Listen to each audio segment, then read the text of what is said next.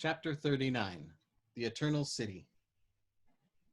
Yossarian was going absent without official leave with Milo, who, as the plane cruised toward Rome, shook his head reproachfully and with pious lips pursed, informed Yossarian in ecclesiastical tones that he was ashamed of him. Yossarian nodded. Yossarian was making an uncouth spectacle of himself by walking around backward with his gun on his hip and refusing to fly more combat missions, Milo said. Yossarian nodded. It was disloyal to his squadron and embarrassing to his superiors. He was placing Milo in a very uncomfortable position, too. Yossarian nodded again. The men were starting to grumble. It was not fair for Yossarian to think only of his own safety while men like Milo, Colonel Cathcart, Colonel Korn, and ex-PFC Wintergreen were willing to do everything they could do to win the war. The men with 70 missions were starting to grumble because they had to fly 80, and there was a danger some of them might put on guns and begin walking around backward too. Morale was deteriorating, and it was all Yossarian's fault. The country was in peril. He was jeopardizing his traditional rights of freedoms and independence by daring to exercise them. Yossarian kept nodding in the co-pilot's seat and tried not to listen as Milo prattled on. Nately's horror was on his mind, as were Kraft and Orr and Nately and Dunbar, and Kid Sampson and McWatt, and all the poor and stupid and diseased people he had seen in Italy, Egypt, and North Africa, and knew about in other areas of the world. And Snowden and Nately's whore's kid sister were on his conscience too. Yossarian thought he knew why Nately's whore held him responsible for Nately's death and wanted to kill him. Why the hell shouldn't she? It was a man's world, and she and everyone younger had every right to blame him and everyone older for every unnatural tragedy that befell them. Just as she, even in her grief, was to blame for every man-made misery that landed on her kid sister and on all other children behind her. Someone had to do something sometime. Every victim was a culprit, every culprit a victim, and somebody had to stand up sometimes to try to break the lousy chain of inherited habit that was imperiling them all. In parts of Africa, little boys were still stolen away by adult slave traders and sold for money to men who disemboweled them and ate them. Yossarian marveled that children could suffer such barbaric sacrifice without evincing the slightest hint of fear or pain. He took it for granted that they did submit so stoically. If not, he reasoned, the custom would certainly have died, for no craving for wealth or immortality could be so great, he felt, as to subsist on the sorrow of children. He was rocking the boat, Milo said, and Yossarian nodded once more. He was not a good member of the team, Milo said. Yossarian nodded and listened to Milo tell him that the decent thing to do if he did not like the way Colonel Cathcart and Colonel Korn were running the group was go to Russia instead of stirring up trouble. Yossarian refrained from pointing out that Colonel Cathcart, Colonel Korn, and Milo could all go to Russia if they did not like the way he was stirring up trouble. Colonel Cathcart and Colonel Korn had both been very good to Yossarian, Milo said. Hadn't they given him a medal after the last mission to Ferrara and promoted him to captain? Yossarian nodded. Didn't they feed him and give him pay every month? Yossarian nodded again. Milo was sure they would be charitable if he went to them to apologize and recant and promised to fly 80 missions. Yossarian said he would think it over and held his breath and prayed for a safe landing as Milo dropped his wheels and glided in toward the runway. It was funny how he had really come to detest flying. Rome was in ruins, he saw when the plane was down. The aerodrome had been bombed 8 months before, and knobby slabs of white stone rubble had been bulldozed into flat-topped heaps on both sides of the entrance through the wire fence surrounding the field. The Colosseum was a dilapidated shell, and the Arch of Constantine had fallen. Nately's whore's apartment was a shambles.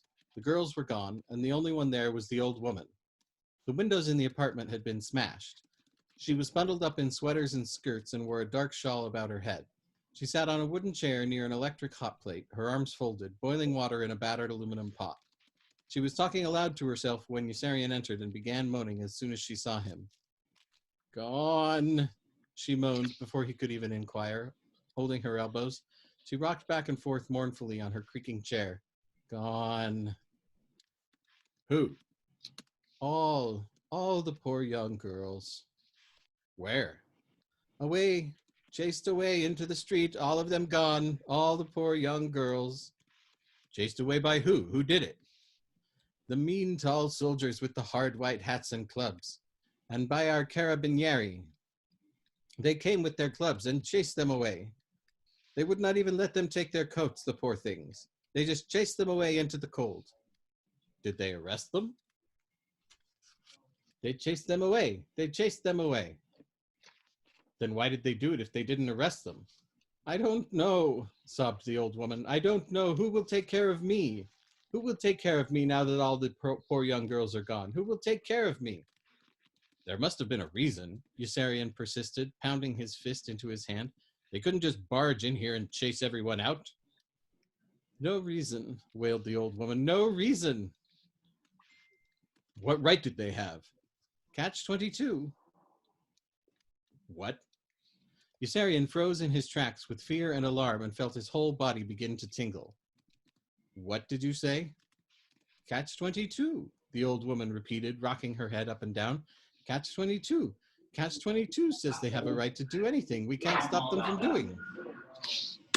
What the hell are you talking about? Yossarian shouted at her in bewildered, furious protest. How did you know it was Catch-22? Who the hell told you it was Catch-22? The soldiers with the hard white hats and clubs. The girls were crying. Did we do anything wrong? They said. The men said no and pushed them away, out the door with the ends of their clubs. Then why are you chasing us out? The girls said. Catch-22, the men said. What right do you have? The girls said. Catch-22, the men said.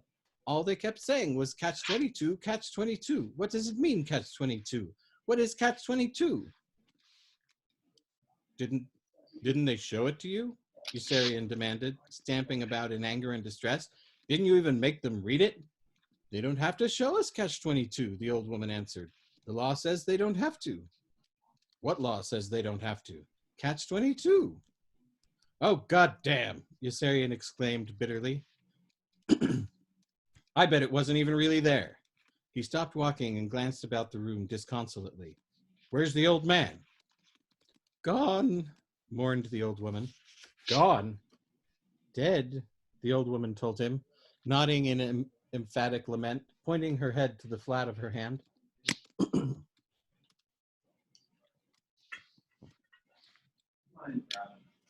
Something broke in there. One night he living, one night he was dead. But he can't be dead, Yossarian cried, ready to argue insistently. But of course he knew it was true, knew it was logical and true. Once again, the old man had marched along with the majority.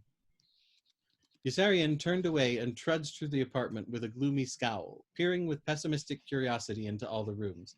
Everything made of glass had been smashed by the men with the clubs. Torn drapes and bedding lay dumped on the floor. Chairs, tables, and dressers had been overturned. Everything breakable had been broken. The destruction was total. No wild vandals could have been more thorough. Every window was smashed, and darkness poured in like inky clouds into each room through the shattered panes. Yossarian could imagine the heavy, crashing footfalls of the tall MPs in the hard white hats. He could picture the fiery and malicious exhilaration of which they had made their wreckage, and their sanctimonious, ruthless sense of right and dedication. All the poor young girls were gone. Everyone was gone but the weeping old woman in the bulky brown and gray sweaters and black head shawl, and soon she too would be gone. Gone, she grieved, when he walked back in before he could even speak. Who will take care of me now? Yossarian ignored the question. Nately's girlfriend. Did anyone hear from her? Gone. I know she's gone, but did anyone hear from her? Does anyone know where she is? Gone. The little sister. What happened to her? Gone. The old woman's tone had not changed. Do you know what I'm talking about? Yossarian asked sharply, staring into her eyes as if she were not speaking to him from a coma. He raised his voice. What happened to the kid's sister, the little girl? Gone, gone. The old woman replied with a crabby shrug, irritated by his persistence, her low wail growing louder. Chased away with the rest, chased away into the street. They would not even let her take her coat.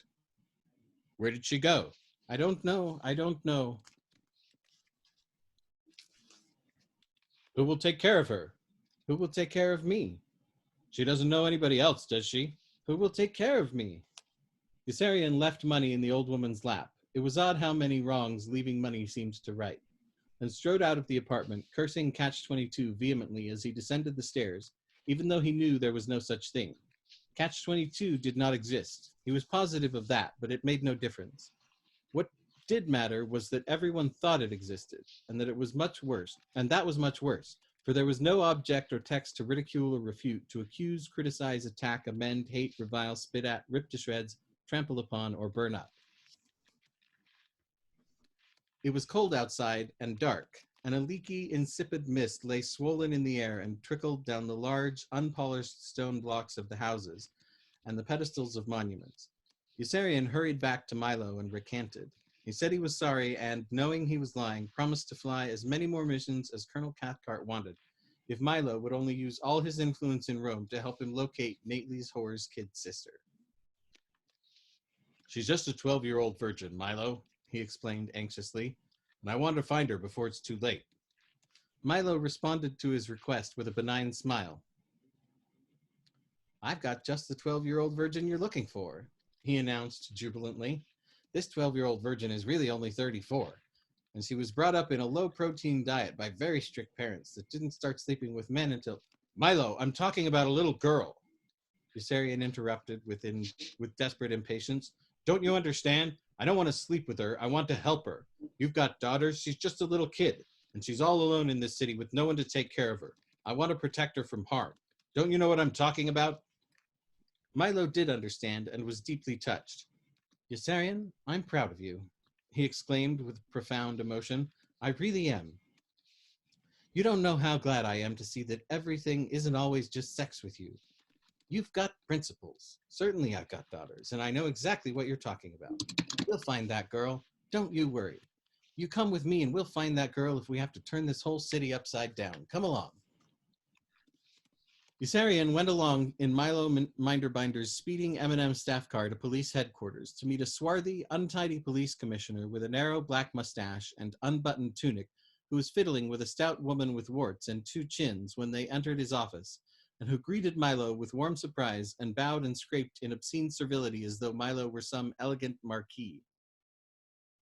Ah, Marchese Milo, he declared with effusive pleasure, pushing the fat, disgruntled woman out of the door without even looking toward her.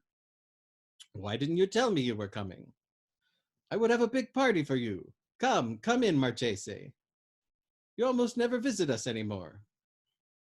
Milo knew that there was not one moment to waste. Hello, Luigi, he said, nodding so briskly that he almost seemed rude. Luigi, I need your help. My friend here wants to find a girl. A girl, Marchese, said Luigi, scratching his face pensively. There are lots of girls in Rome. For an American officer, a girl should not be too difficult. No, Luigi, you don't understand. This is a 12-year-old virgin that he has to find right away. Ah, yes, now I understand, Luigi said sagaciously. A virgin might take a little time, but if he waits at the bus terminal where the young farm girls looking for work arrive, Luigi, you still don't understand, Milo snapped with such brusque impatience that the police commissioner's face flushed and he jumped to attention and began buttoning his uniform in confusion. This girl is a friend, an old friend of the family, and we want to help her. She's only a child. She's all alone in this city somewhere, and we have to find her before somebody harms her. Now do you understand? Luigi, this is very important to me. I have a daughter the same age as that little girl, and nothing in the world means more to me right now than saving that poor child before it's too late. Will you help? Si, Marchese, now I understand, said Luigi, and I will do everything in my power to find her. But tonight, I have almost no men. Tonight, all my men are busy trying to break up the traffic in illegal tobacco. Illegal tobacco? Asked Milo. Milo? Yossarian bleated faintly with a sinking heart, sensing at once that all was lost. Si, Marchese, said Luigi. The profit in illegal tobacco is so high that the smuggling is almost impossible to control. Is there really that much profit in illegal tobacco? Milo inquired with keen interest, his rust-colored eyebrows arching avidly and his nostrils sniffing. Milo, Yossarian called to him, pay attention to me, will you? Si, Marchese, Luigi answered. The profit in illegal tobacco is very high. The smuggling is a national scandal, Marchese, truly a disgrace. Is that a fact? Milo observed with a preoccupied smile and started toward the door as though in a spell. Milo, Yossarian yelled, and bounded forward impulsively to intercept him. Milo, you've got to help me. Illegal tobacco, Milo explained to him with a look of epileptic lust, struggling doggedly to get by. Let me go. I've got to smuggle illegal tobacco. Stay here and help me find her, pleaded Yossarian. You can smuggle illegal tobacco tomorrow. But Milo was deaf and kept pushing forward, non-violently but irresistibly, sweating, his eyes, as though he were in the grip of a blind fixation, burning feverishly, and his twitching mouth slavering. He moaned calmly as though in remote, instinctive distress and kept repeating, illegal tobacco, illegal tobacco. Yossarian stepped out of the way with resignation finally when he saw it was hopeless to try to reason with him. Milo was gone like a shot. The commissioner of police unbuttoned his tunic again and looked at Yossarian with contempt. What do you want here? He asked coldly. Do you want me to arrest you? Yossarian walked out of the office and down the stairs into the dark, tomb-like street, passing in the hall the stout woman with warts and two chins who was already on her way back in. There was no sign of Milo outside. There were no lights in any of the windows. The deserted sidewalk rose steeply and continuously for several blocks. He could see the glare of a broad avenue at the top of the long cobblestone incline. The police station was almost at the bottom. The yellow bulbs and entrance sizzled in the dampness like wet torches. A frigid, fine rain was falling. He began walking slowly, pushing uphill. Soon he came to a quiet, cozy, inviting restaurant with red velvet drapes in the windows and a blue neon sign near the door that said, Tony's Restaurant, fine food and drink. Keep out. The words on the blue neon sign surprised him mildly for only an instant. Nothing warped seemed bizarre anymore in his strange, distorted surroundings. The tops of the sheer buildings slanted in weird, surrealistic perspective, and the street seemed tilted. He raised the collar of his warm woolen coat and hugged it around him. The night was raw. A boy in a thin shirt and thin tattered trousers walked out of the darkness on bare feet. The boy had black hair and needed a haircut and shoes and socks. His sickly face was pale and sad. His feet made grisly, soft sucking sounds as the rain puddles on the wet pavement as he passed. And Yossarian was moved by such intense pity for his poverty that he wanted to smash his pale, sad, sickly face with his fat fist and knock him out of existence because he had brought to mind all the pale, sad, sickly children in Italy that same night who needed haircuts and needed shoes and socks.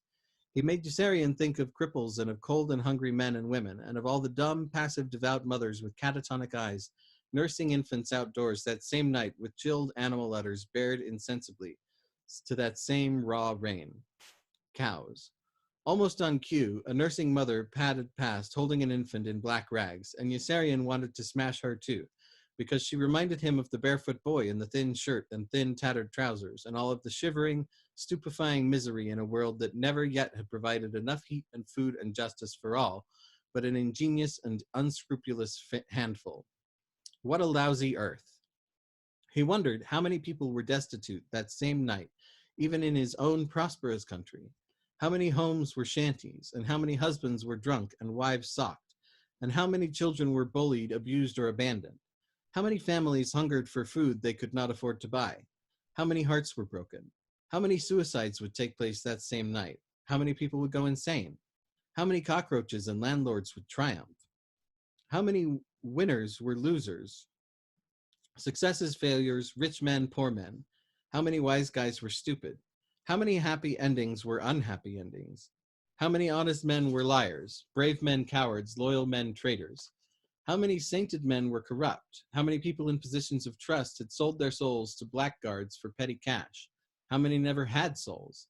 How many straight and narrow paths were crooked paths? How many best families were worst families, and how many good people were bad people? When you added them all up and then subtracted, you might be left with only the children, and perhaps with Albert Einstein and an old violinist or sculptor somewhere.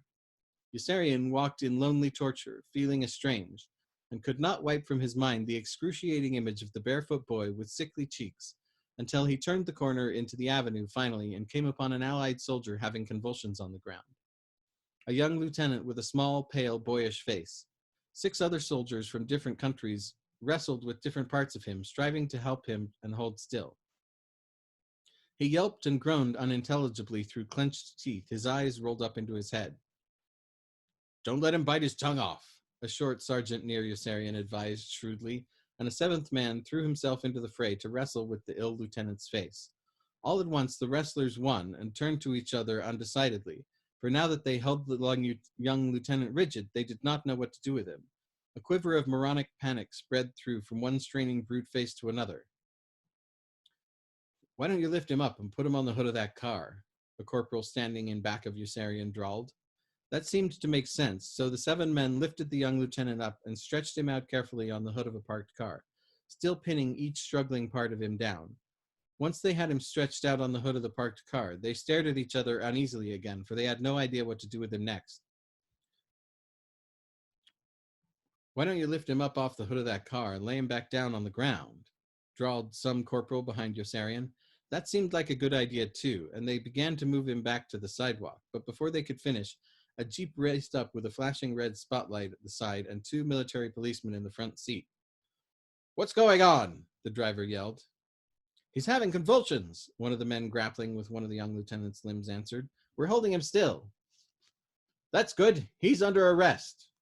What should we do with him? Keep him under arrest, the MP shouted, doubling over with raucous laughter at his jest, and sped away in his jeep. Yossarian recalled that he had no leave papers and moved prudently past the strange group toward the sound of muffled voices emanating from a distance inside the murky darkness ahead. The broad, rain-blotched boulevard was illuminated every half block by short, curling lampposts with eerie, shimmering glares surrounded by smoky brown mist. From a window overhead, he heard an unhappy female voice pleading, "Please don't, please don't." A despondent young woman in a black raincoat with much black hair on her face passed with her eyes lowered. At the Ministry of Public Affairs on the next block, a drunken lady was backed up against one of the fluted Corinthian columns by a drunken young soldier, while 3 drunken comrades in arms sat watching nearby on the steps with wine bottles standing between their legs. "Please don't," begged the drunken lady. "I want to go home now. Please don't." One of the 3 sitting men cursed pugnaciously and hurled a wine bottle down at Yossarian when he turned to look up. The bottle shattered harmlessly far away with a brief and muted noise. Yossarian continued walking away at the same listless, unhurried pace, hands buried in his pockets. "Come on, baby," he heard the drunken soldier urge determinedly. "It's my turn now." "Please don't," begged the drunken lady. "Please don't." At the very next corner, deep inside the dense, impenetrable shadows of a narrow, winding side street, he heard the mysterious, unmistakable sound of someone shoveling snow. The measured, labored, evocative scrape of an iron shovel against concrete made his flesh crawl with terror as he stepped from the curb to cross the ominous alley and hurried onward until the haunting, incongruous noise had been left behind. Now he knew where he was. Soon, if he continued without turning, he would come to the dry fountain in the middle of the boulevard, then to the officer's apartment 7 blocks beyond. He heard snarling, inhuman voices cutting through the ghostly blackness in front suddenly. The bulb on the corner lamppost had died, spilling gloom over half the street, throwing everything visible off balance. On the other side of the intersection, a man was beating a dog with a stick like the man who was beating the horse with a whip in Raskolnikov's dream. Yossarian strained helplessly not to see or hear. The dog whimpered and squealed in brute, dumbfounded hysteria at the end of an old manila rope and groveled and crawled on its belly without resisting. But the man beat it anyway with his heavy, flat stick. A small crowd watched. A squat woman stepped out and asked him please to stop. "Mind your own business," the man barked gruffly, lifting his stick as though he might beat her too, and the woman retreated sheepishly with an abject and humiliated air. Yossarian quickened his pace to get away, almost ran. The night was filled with horrors, and he thought he knew how Christ must have felt as he walked through the world, like a psychiatrist through a ward full of nuts, like a victim through a prison full of thieves. What a welcome sight a leper must have been. At the next corner, a man was beating a small boy brutally in the midst of an immobile crowd of adult spectators who made no effort to intervene. Yossarian recoiled with sickening recognition. He was certain he had witnessed that same horrible scene some time before. Déjà vu? The sinister coincidence shook him and filled him with doubt and dread. It was the same scene he had witnessed a block before, although everything in it seemed quite different. What in the world was happening? Would a squat woman step out and ask the man to please stop? Would he raise his hand to strike her, and would she retreat? Nobody moved. The child cried steadily as though in drugged misery. The man kept knocking him down with hard, resounding, open-palm blows to the head, then jerking him up to his feet in order to knock him down again. No one in the sullen, cowering crowd seemed to care enough about the stunned and beaten boy to interfere. The child was no more than 9. One drab woman was weeping silently into a dirty dish towel. The boy was emaciated and needed a haircut. Bright red blood was streaming from both ears. Yossarian crossed quickly to the other side of the street, though the immense avenue, to escape the nauseating sight, and found himself walking on human teeth lying in the drenched, glistening pavement near splotches of blood kept sticky by the pelting raindrops, poking each one like sharp fingernails. Molars and broken incisors lay scattered everywhere. He circled on tiptoe the grotesque debris and came near a doorway containing a crying soldier holding a saturated handkerchief to his mouth, supported as he sagged by two other soldiers waiting in grave impatience for the military ambulance that finally came, clanging up with amber fog lights on, and passed them by for an altercation on the next block between a single civilian Italian with books and a slew of civilian policemen with arm locks and clubs. The screaming, struggling civilian was a dark man with a face white as flour from fear. His eyes were pulsating in hectic desperation, flapping like a bat's wings, as the many tall policemen seized him by the arms and legs and lifted him up. His books were spilled on the ground. "Help!" he shrieked shrilly in a voice strangling in its own emotion, as the policeman carried him up to the open doors in the rear of the ambulance and threw him inside. "Police! Help! Police!" The doors were shut and bolted, and the ambulance raced away. There was a humorless irony in the ludicrous panic of the man screaming for help to the police while policemen were all around him. Yossarian smiled wryly at the futile and ridiculous cry for aid, then saw with a start that the words were ambiguous, realized with alarm that they were not perhaps intended as a call for police, but as a heroic warning from the grave by a doomed friend to everyone who was not a policeman with a club and a gun, and a mob of other policemen with clubs and guns to back him up. "Help! Police!" the man had cried. He could have been shouting of danger. Yossarian responded to the thought by slipping away stealthily from the police, and almost tripped over the feet of a burly woman of 40, hastening across the intersection guiltily, darting furtive, vindictive glances behind her toward a woman of 80 with a thick, bandaged ankles doddering after her in a losing pursuit. The old woman was gasping for breath as she minced along and muttering to herself in distracted agitation. There was no mistaking the nature of the scene. It was a chase. The triumphant first woman was halfway across the wide avenue before the second woman reached the curb. The nasty, small, gloating smile with which she glanced back at the laboring old woman was both wicked and apprehensive. Yossarian knew he could help the troubled old woman if she would only cry out. Knew he could spring forward and capture the sturdy first woman and hold her for the mob of policemen nearby, if the second woman would only give him license with a shriek of distress. But the old woman passed by without even seeing him, mumbling in terrible, tragic vexation. And soon the first woman had vanished into the deepening layers of darkness, and the old woman was left standing helplessly in the center of the thoroughfare, dazed, uncertain which way to proceed, alone. Yossarian tore his eyes from her and hurried away in shame because he had done nothing to assist her. He darted furtive, guilty glances back as he fled in defeat, afraid the old woman might now start following him, and he welcomed the concealing shelter of the drizzling, drifting, lightless, nearly opaque gloom. Mobs of policemen. Everything but England was in the hands of mobs. Mobs with clubs were in control everywhere. The surface of the collar and shoulders of Yossarian's coat was soaked. His socks were wet and cold. The light on the next lamppost was out, too, the glass globe broken. Buildings and featureless shapes flowed by him noiselessly, as though borne past immutably on the surface of some rank and timeless tide. A tall monk passed, his face buried entirely inside a coarse gray cowl, even the eyes hidden. Footsteps sloshed toward him steadily through a puddle, and he feared it would be another barefoot child. He brushed by a gaunt, cadaverous, tristful man in a black raincoat with a star-shaped scar in his cheek and a glossy, mutilated depression the size of an egg on one temple. On squishing straw sandals, a young woman materialized with her whole face disfigured by a god-awful pink and piebald burn that started on her neck and stretched in a raw, corrugated mass up both cheeks past her eyes. Yossarian could not bear to look, and he shuddered. No one would ever love her. His spirit was sick. He longed to lie down with some girl he could love, who would soothe and excite him and put him to sleep. A mob with a club was waiting for him in Pianosa. The girls were all gone. The countess and her daughter-in-law were no longer good enough.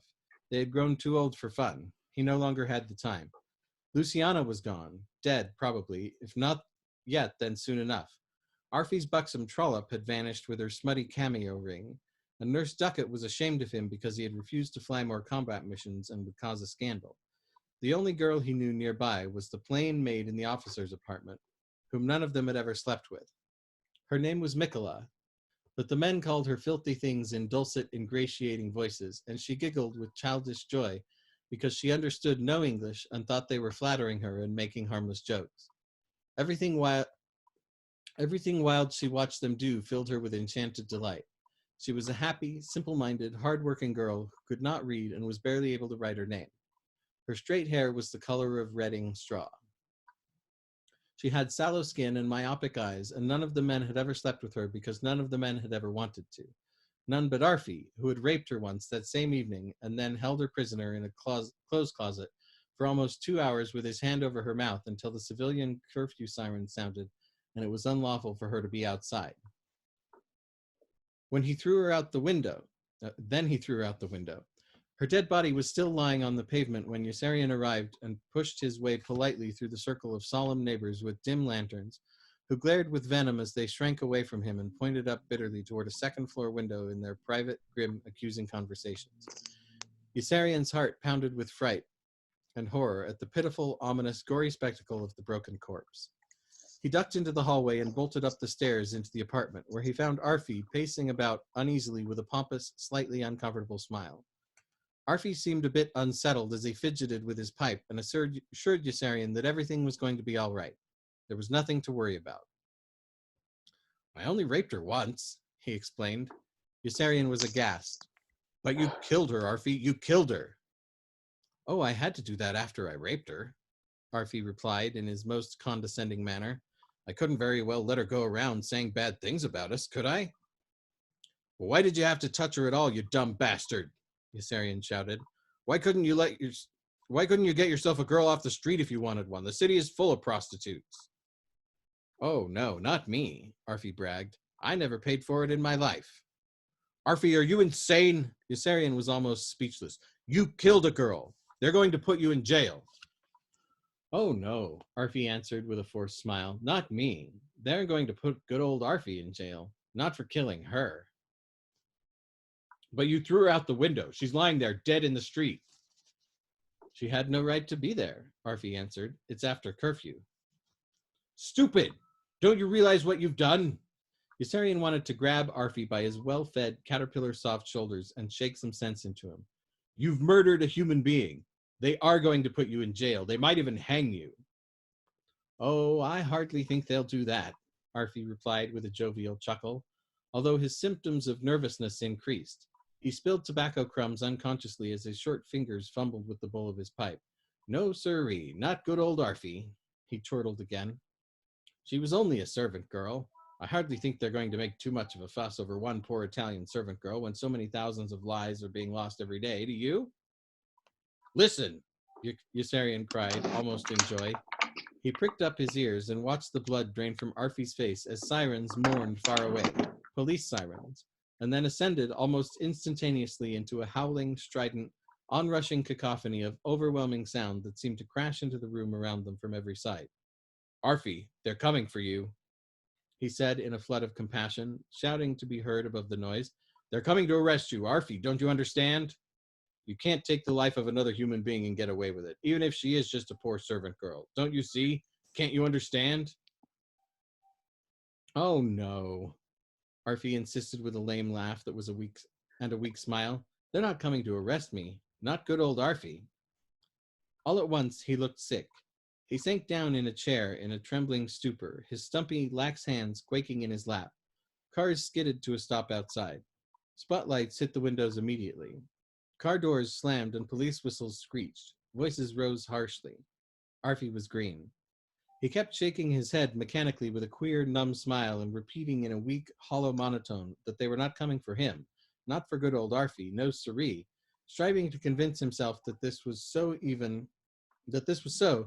even as heavy footsteps raced up the stairs and pounded across the landing, even as fists beat on the door 4 times with a deafening, inexorable force.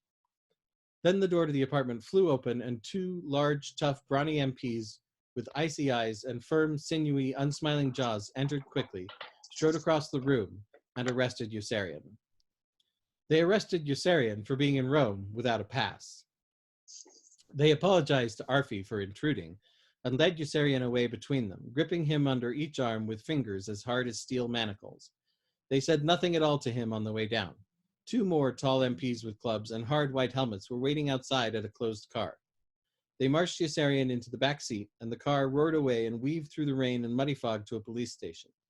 The MPs locked him up for the night in a cell with 4 stone walls. At dawn, they gave him a pail for a latrine and drove him to the airport, where 2 more giant MPs with clubs and white helmets were waiting at a transport plane whose engines were already warming up when they arrived, the cylindrical green cowlings oozing quivering beads of condensation. None of the MPs said anything to each other. They did not even nod. Yossarian had never seen such granite faces.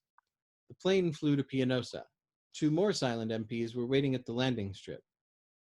There were now 8, and they filed with precise, wordless discipline into 2 cars and sped on humming tires past the 4 squadron areas to the group headquarters building, where still 2 more MPs were waiting at the parking area. All 10 tall, strong, purposeful, silent men towered around him as they turned toward the entrance. Their footsteps crunched in loud unison on the cindered ground. He had an impression of accelerating haste. He was terrified.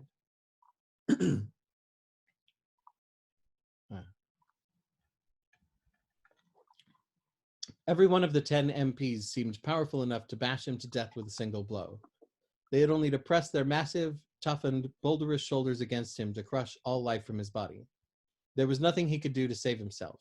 He could not even see which 2 were gripping him under the arms as they marched him rapidly between the 2 tight, single-file columns, as though he were flying alone with his feet off the ground.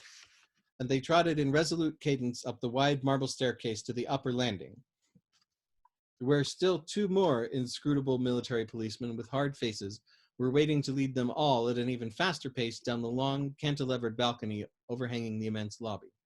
Their marching footsteps on the dull tile floor thundered like an awesome, quickening drum roll through the vacant center of the building as they moved with even greater speed and precision toward Colonel Cathcart's office. And violent winds of panic began blowing in Yossarian's ears when they turned him towards his doom inside the office, where Colonel Korn, his rump spreading comfortably on a corner of Colonel Cathcart's desk, sat waiting to greet him with a genial smile and said, "We're sending you home."